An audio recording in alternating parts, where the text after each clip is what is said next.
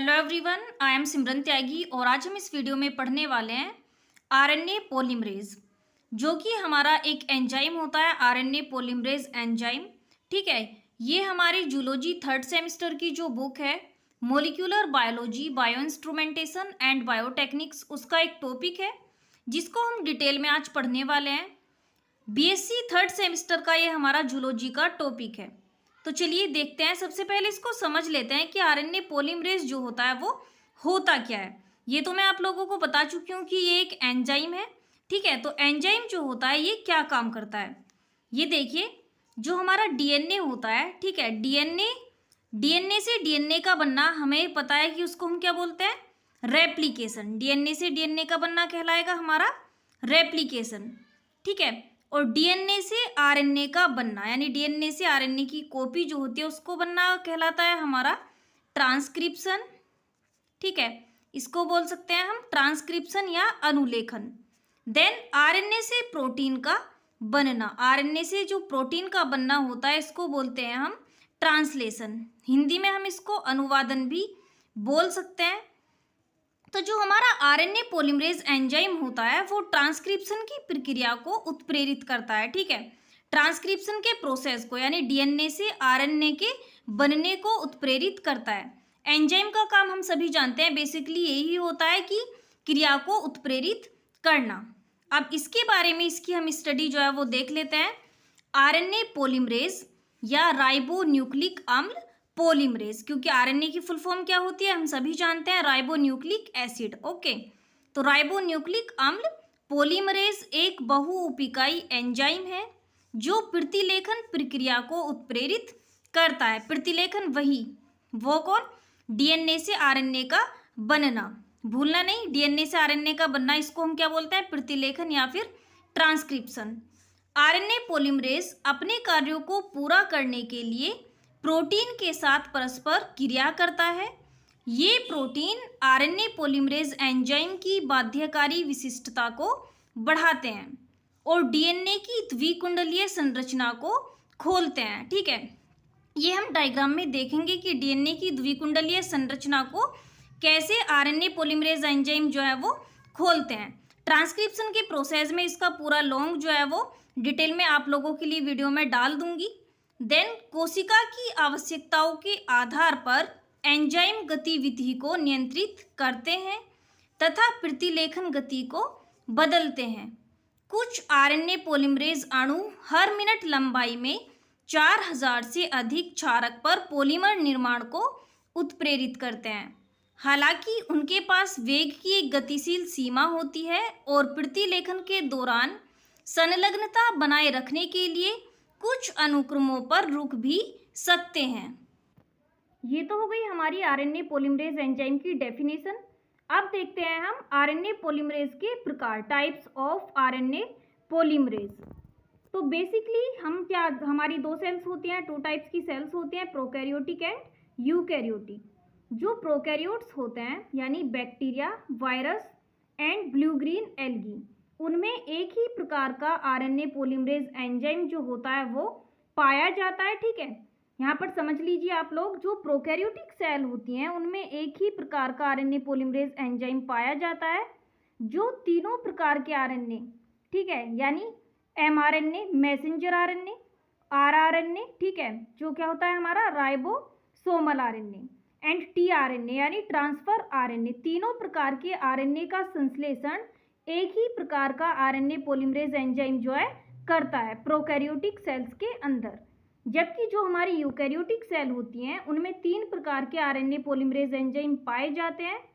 First है हमारा RNA polymerase enzyme first, जो कि आरआरएनए का संश्लेषण करता है, ठीक है।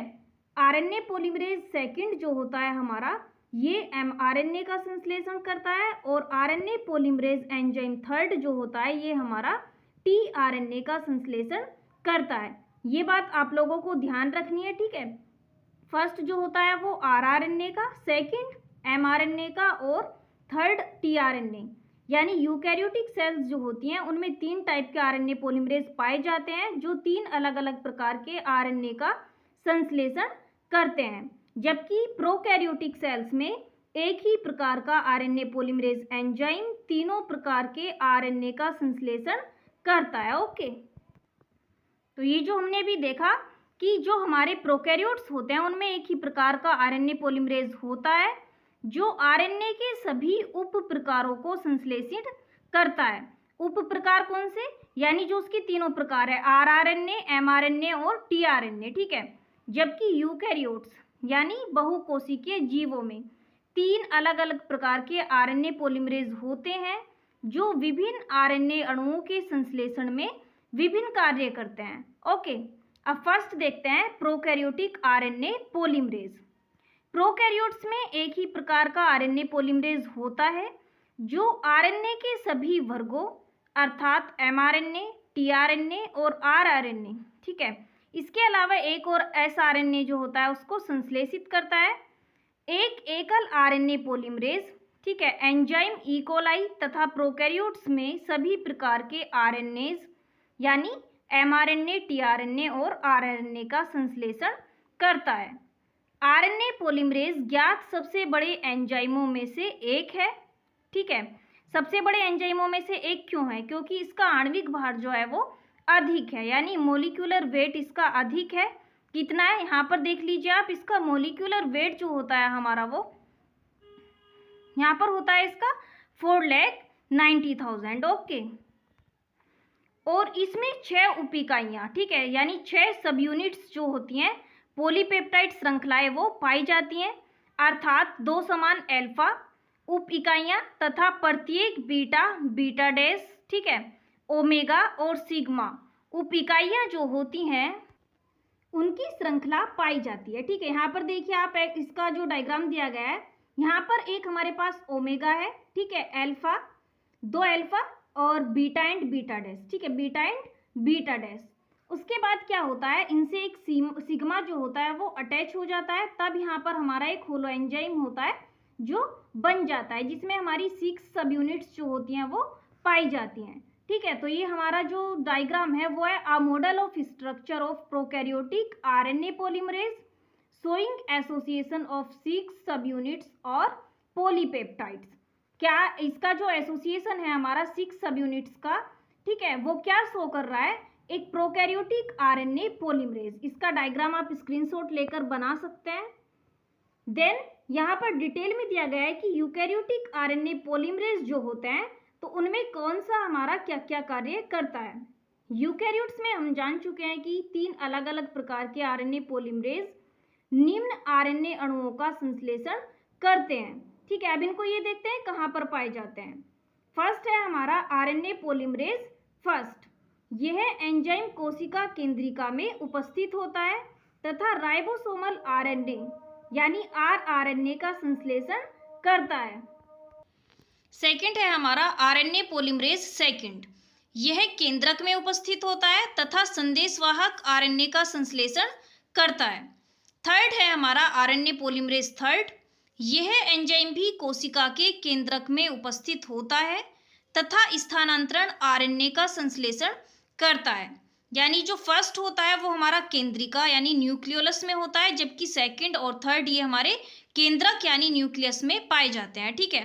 अब इसका आप डायग्राम देख लीजिए। तीनों जो हमारे आरएनए पॉलीमरेज फर्स्ट, सेकंड और थर्ड हैं उनका डायग्राम यहाँ पर आप लोग देख लीजिए, ठीक है। ये हमारा कोई डीएनए है और डीएनए में तीनों आरएनए पॉलीमरेज फर्स्ट, सेकंड और थर्ड एंजाइम पाए जा रहे हैं। तो आप खुद ही जान सकते हैं कि ये किस चीज़ का डीएनए होगा, यानी यूकैरियोट्स का या फिर प्रोकैरियोट्स का। अभी आपको बताया मैंने कि यूकैरियोट्स में ही तीनों प्रकार के आरएनए पॉलीमरेज पाए जाते हैं, इसलिए ये किसका डीएनए है?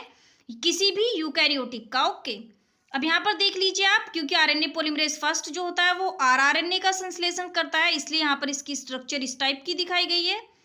आरएनए पॉलीमरेज सेकंड जो होता है वो एमआरएनए का संश्लेषण करता है, ये हमारी एमआरएनए की स्ट्रक्चर है। और जो हमारा टीआरएनए यानी आरएनए पॉलीमरेज थर्ड होता है वो टीआरएनए का संश्लेषण करता है। और टीआरएनए की स्ट्रक्चर ये यहाँ पर क्लोवर लीफ की जो हमारी होती है दी गई है, आपने देखी भी होगी।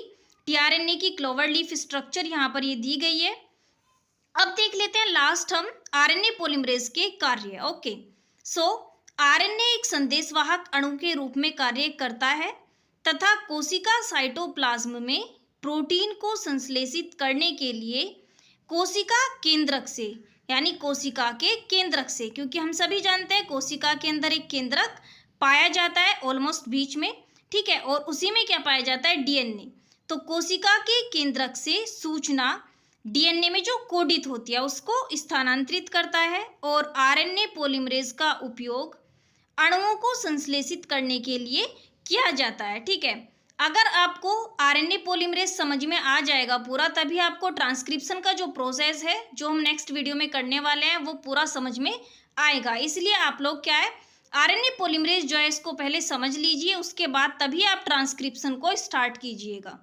इसके पहले जो आपका टॉपिक है जीन का, वो मैं ऑलरेडी चैनल पर डाल चुकी हूँ, और आपका जूलॉजी 3rd सेमेस्टर का जो सिलेबस है टोटल, वो भी मैं उसकी वीडियो चैनल पर डाल चुकी हूँ, आप लोग जाकर चेक कर सकते हैं। और आगे के सिलेबस को कंप्लीट करने के लिए मेरे चैनल के साथ ज्वाइन हो सकते हैं। Thank you.